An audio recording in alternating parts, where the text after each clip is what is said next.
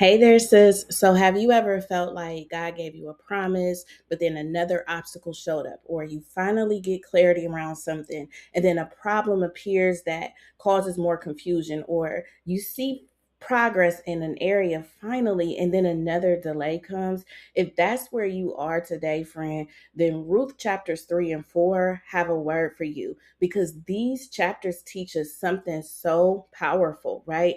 This chapter in your life is not the final story. God is working, but He wants you to rest.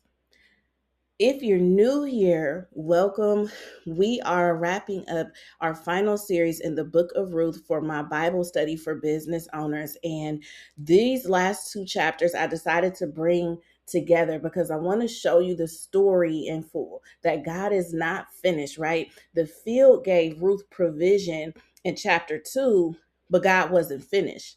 So maybe you have experienced some breakthrough. Maybe you're still trying to figure out some things, but I want you to know that God isn't finished. There was still purpose to fulfill, there's still a promise to complete, and there is a bigger story that was still being written in Ruth's life, and there's a bigger story that's being written in your life. So, at the opening of chapter 3, Naomi tells Ruth to get cleaned up, to anoint herself and to go down to the threshing floor to lay at the feet of Boaz. Now, this was customary. This wasn't an act of seduction, but this was her. This was more of a demonstration of submission. Like, I am willing and ready and able to be taken under your wing if you will have me. And so Ruth obeyed, right? She didn't argue. She didn't question. She submit before she even submitted to Boaz.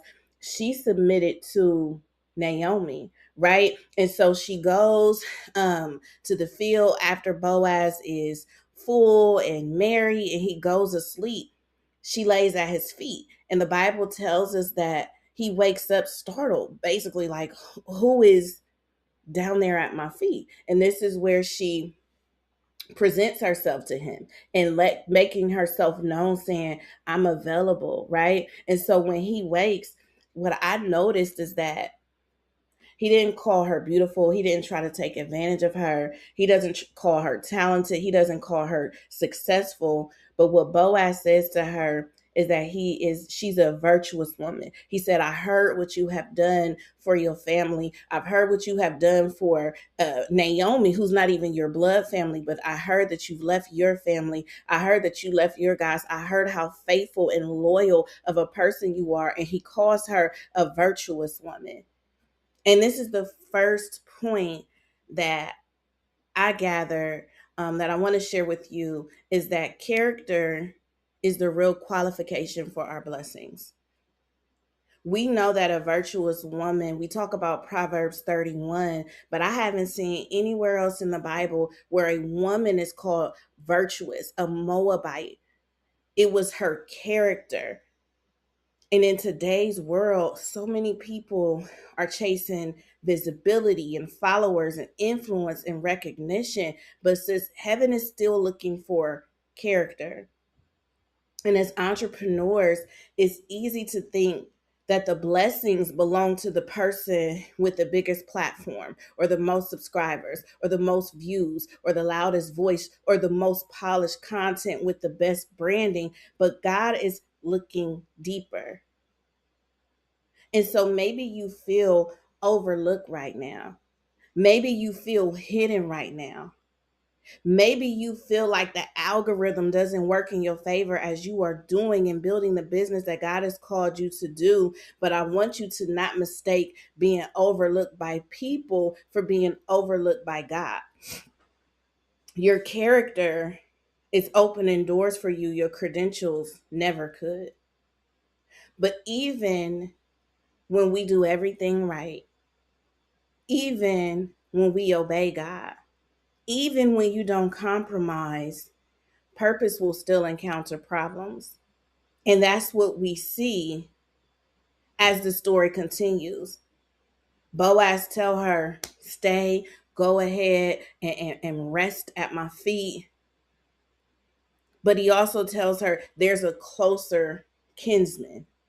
There's someone closer, who has, the first opportunity to marry you. So everything seemed lined up. Ruth has the favor. Boaz is interested. The future looks promising. Then suddenly there's this news of a closer kinsman. Naomi clearly didn't know it because she had prepared and positioned Ruth for Boaz. And this is what I want you to know as you pursue your purpose, as you build the business, as you do what God has called you to do. This, we will encounter obstacles. Purpose does encounter problems, but it's never evidence that God has forgotten about you. It's not evidence that you're doing something wrong. Problems is often a part of the process. Pressure is often a part of the process. And God is well aware of it before he even puts us on our path to purpose. And so the obstacle that was presented, this newer or this closer kinsman, it wasn't evidence that the plan failed, right? But obstacles, problems, pressures, setbacks, delays, it is often a part of the process. And many of us can believe if God called me to this, it should be easier. I can't tell y'all how many times I have prayed that and said that and believed that. Limiting belief. If God called me to build this business and to help women in their coaching business, if God called me to ministry, if God called me to prayer, warfare, it shouldn't be this hard. But your purpose often encounters resistance. We can go through the books in the Old Testament and the New. Everybody who had a great purpose experienced great opposition, great purpose, great suffering. But God did great things through them. And I want you to know that God is still doing great things through you, even if it's been difficult.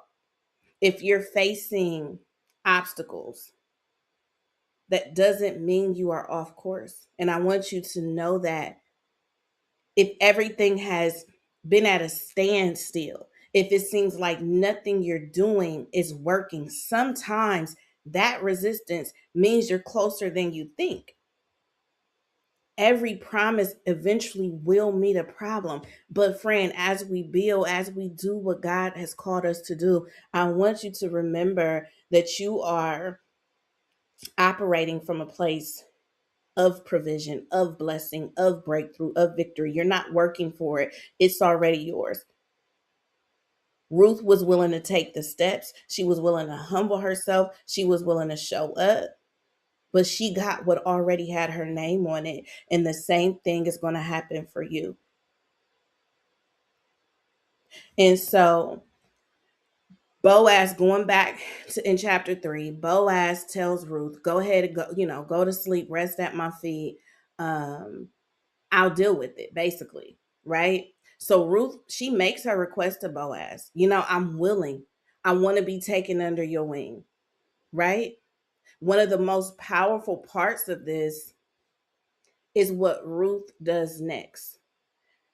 She rests. She rests.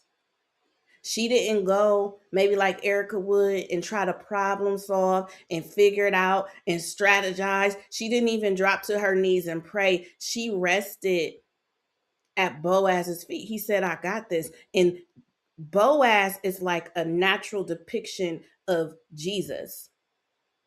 Many of us are trying to solve things that God never asked us to solve. We're trying to fix people that God never asked us to fix.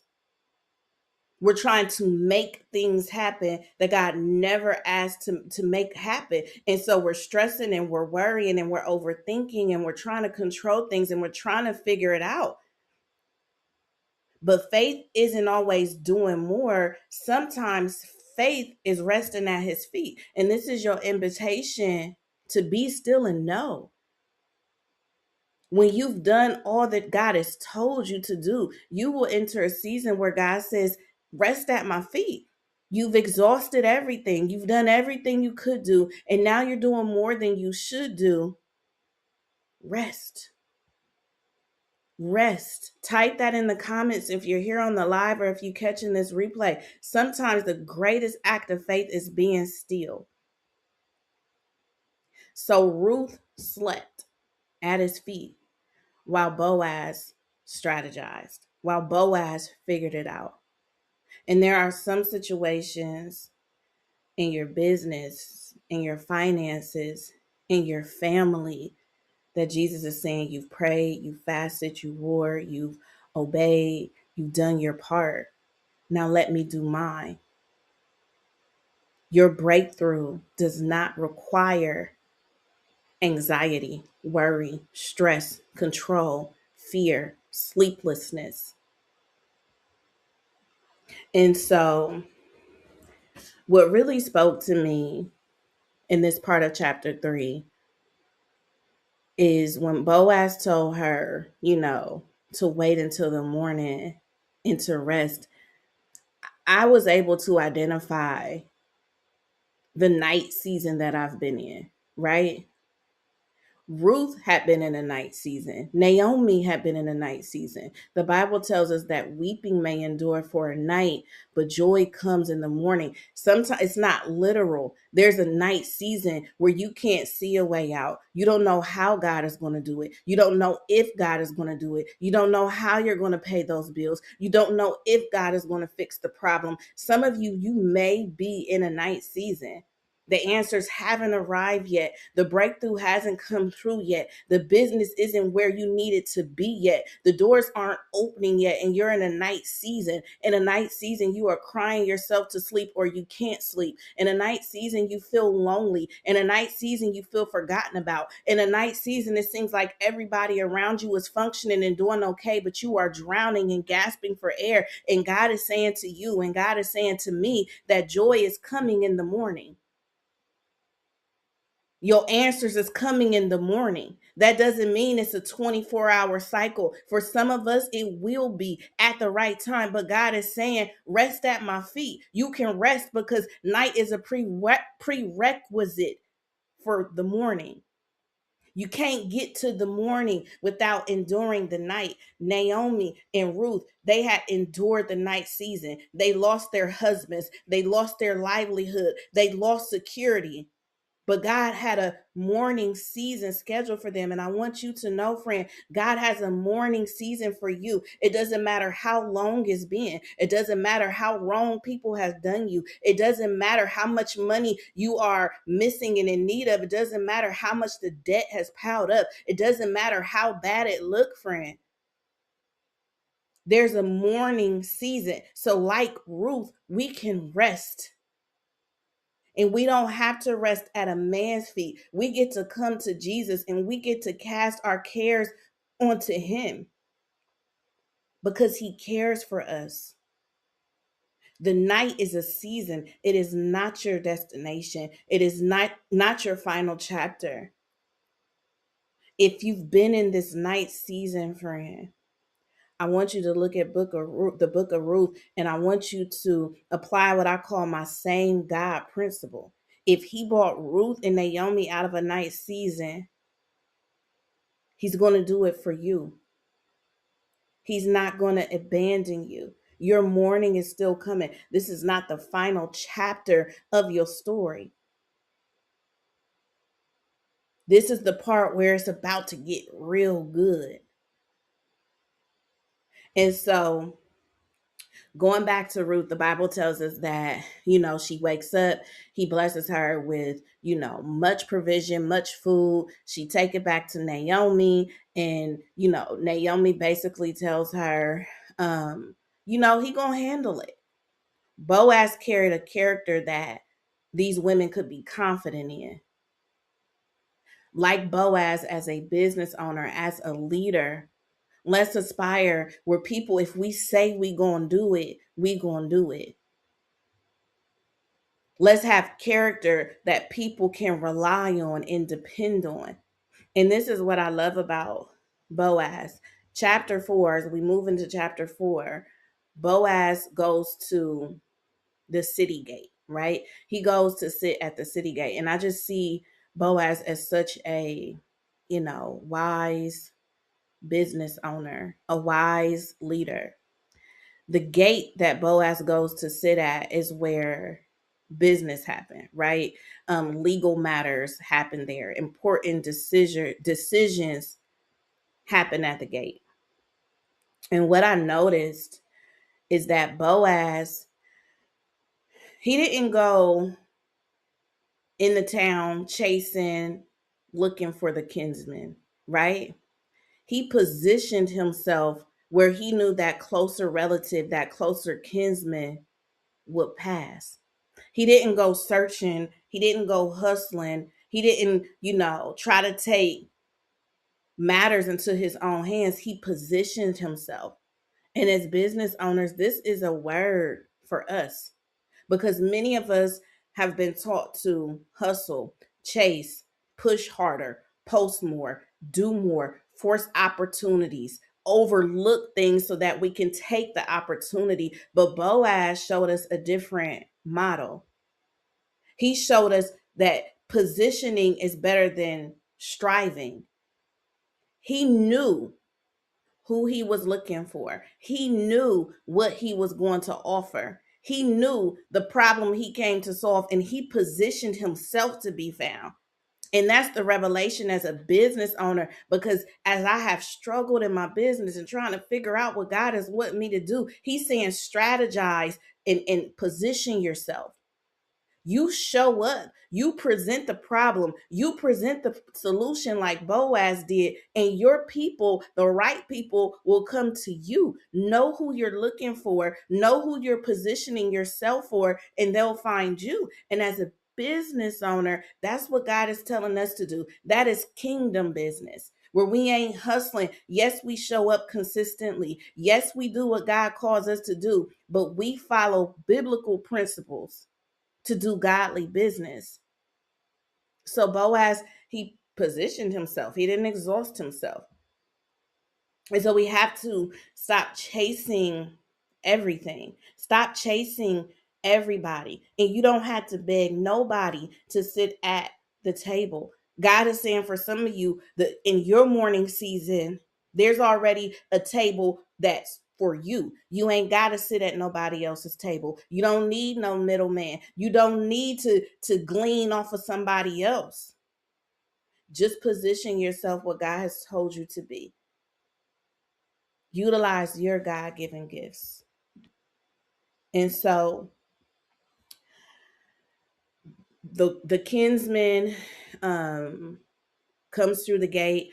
Boaz has different men, a bunch of different elders and leaders positioned for this legal transaction to take place, right? And so Boaz basically explains the situation. Naomi is too old to remarry. Ruth is a widow, and to keep the bloodline going, first he presents the property, right? This is again strategy. Boaz didn't throw everything to this closer kinsman at once, right? He strategizes. He wasn't thirsty. You know what I mean? He wasn't hasty. He wasn't impulsive. He strategized. He was patient. First, I'm going to present the available property to this closer kinsman. I'm going to explain this is what's happening. You are a close relative, closer than I am. There's property available. And so the kinsman is like, oh, yeah, cool, cool, right? I'll take that. And so that's when Boaz turns around and he's like, okay, but when you purchase this property, you also have to take Ruth the Moabite as your wife. And I loved when I seen he didn't just say Ruth. I feel like Boaz wanted Ruth for himself. He was strategic. He wasn't hasty. He wasn't thirsty, but he was strategic and he was wise. And he didn't just say Ruth. He let her know, he let the closer kinsman know, like, this is a Moabite. You're gonna have to take her as your wife. You're gonna have to fulfill your duties to have children with her. And at that, the closer kinsman declined. He said, nah, that's going to complicate Maybe he was already married. Like, I ain't trying to bring in another wife. Maybe his kids already had inheritance set out. I'm not trying to complicate things. So he told Boaz, go ahead and take her for yourself. Take the property for yourself. And this is what the Lord has been speaking to me in this season of my life. And I want to speak it to you. Rejection is often God's redirection. It's often God's protection. When I did my prayer line years ago, I called this a divine decline.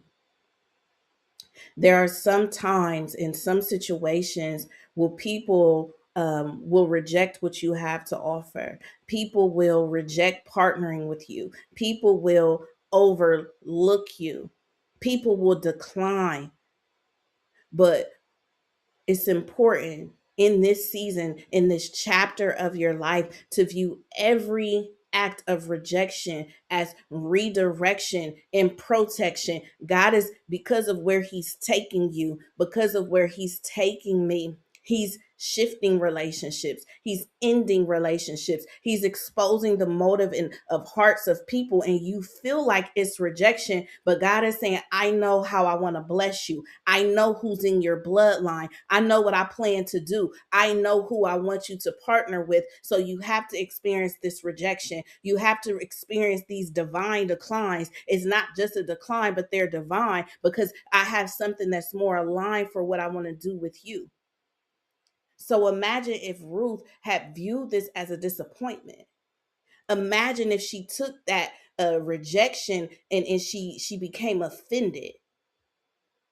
Here's what I want you to understand. The wrong person had to say no, so the right person could say yes.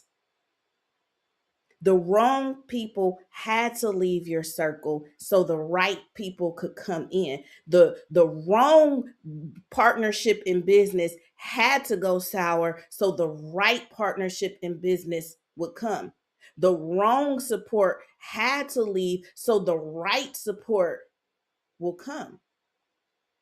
So that client that walked away, the opportunity you thought you missed, the partnership that failed, the door that shut, the friends that left you, the family that left you, the people who abandoned you, the people who misunderstood you, count it as protection, redirection, divine declines.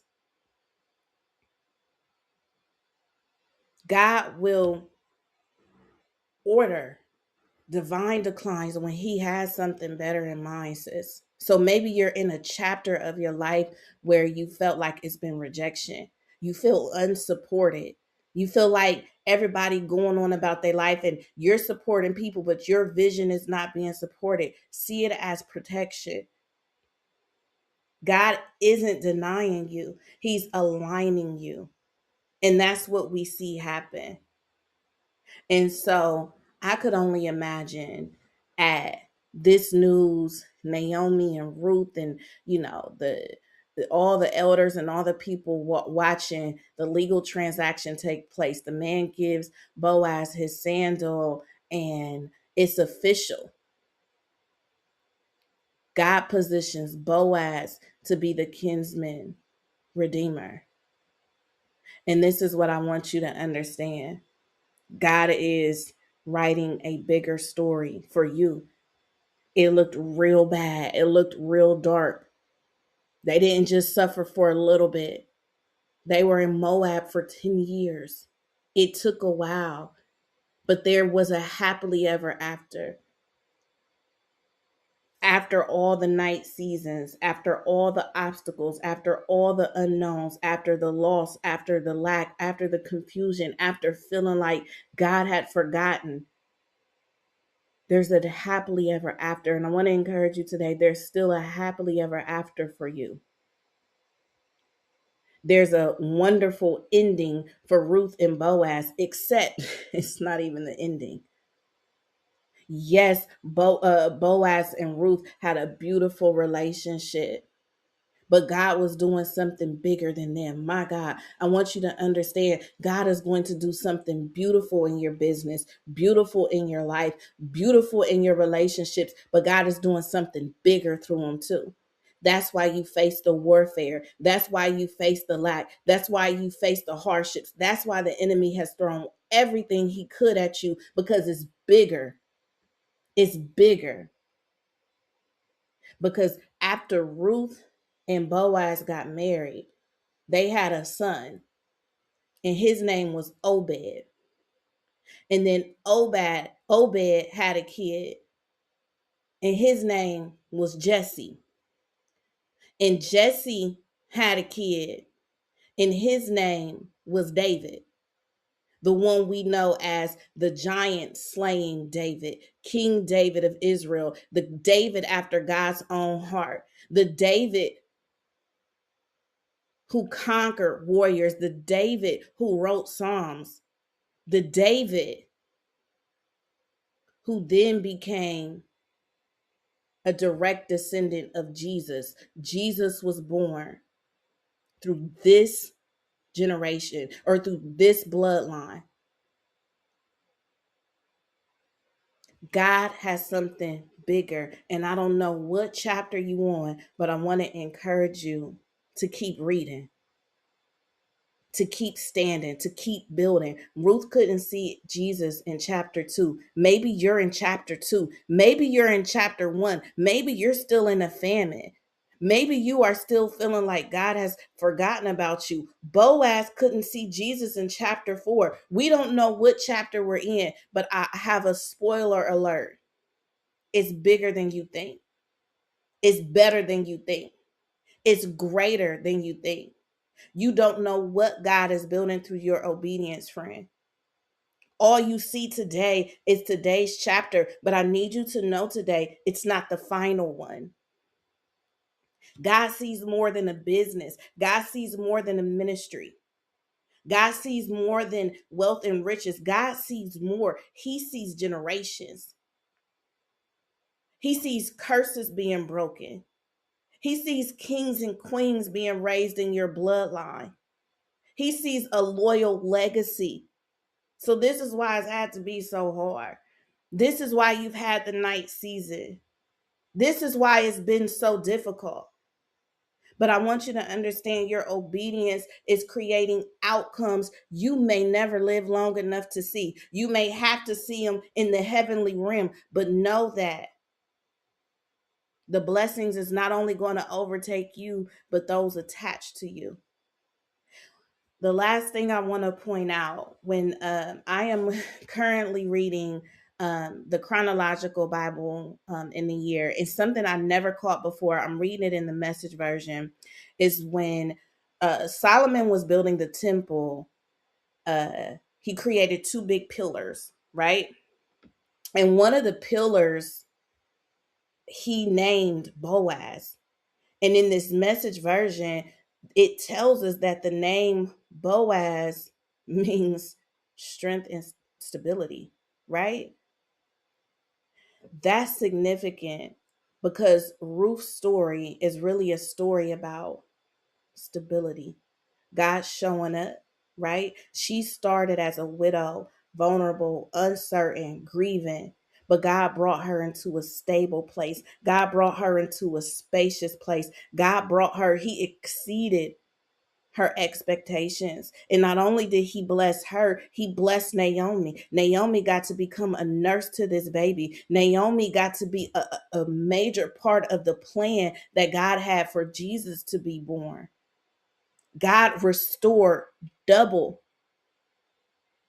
And many of us have felt unstable.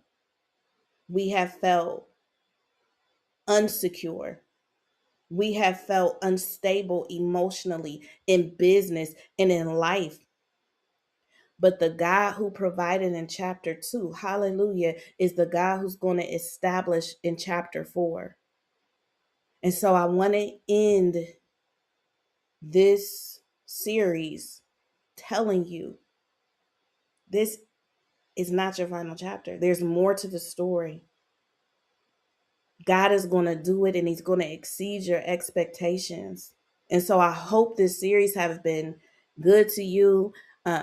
Stay tuned. I don't know when I'll do another Bible study for business owners, but go reread chapters 3 and 4. I decided to combine them. I decided to record this way so that I could see my notes better and get through quickly and clearly, right? But finally, few more things before I let you go. If you've been walking through this Ruth series with me, I want to invite you to go deeper into this devotional that I have, Gleaning in His Field, and it's specifically for business owners, but it's a 15-day devotional through the Book of Ruth, and it is going to stretch how you see. It's going to enlighten. It will even give you business strategy. So be sure to go get that. You can go to erikadavenport.com/shop to get that ebook. You'll get an immediate download, right? But finally, friend, Ruth started this story with grieving. Naomi started this story bitter. Boaz started waiting, but God was writing a story that none of them could see. The Bible tells us He's the author and the finisher, right? And so if you're facing obstacles today, don't quit. If you're in a night season, don't panic. Don't let your dreams die. Don't let your joy die. Don't let your hope die in the night season. That's been my cry to God. Lord, don't let my dreams die. Don't let the vision die. Don't let my hope die. Don't let my positivity die, because the night season can make you skeptical. A night season can make you a cynic. And I've had to guard my own heart. But don't panic. If you've experienced rejection, don't assume it's over. Don't assume you did something wrong. The same God who ordered Ruth's steps, the same God who released favor and provision, the same God who removed obstacles, and the same God who established her future is doing the same for you today. God is working while you rest. This is your invitation to rest in Him. This is your invitation to relinquish control. This is your invitation to be still and know morning is on the way. And so I would love, before I let you go, just what part of Ruth's story has encouraged you the most? Leave it in the chat, leave it in the comments. I love communicating with you all, but let it be encouragement to you. Let it be encouragement to you. Finally, I don't like to end any type of Bible study or prayer line just without inviting someone who maybe walked away from God or don't know God, to give their life to Jesus. Romans 10:9 say that if you confess with your mouth that Jesus is Lord and you believe in his heart that that God raised him from the dead, you'll be saved. And so I just want you to repeat this quick prayer after me. Lord Jesus, I choose to believe that you died for my sins and rose that I may live. Forgive me of my sins and come into my heart. In Jesus' name, it's that simple. You're saved if you said it. Thank you all for my faithful few who have shown up consistently on the live chat. Thank you for all of you who has caught the replay. Thank you for the support of this ministry. If you feel so led to so, you can go to erikadavenport.com/shop.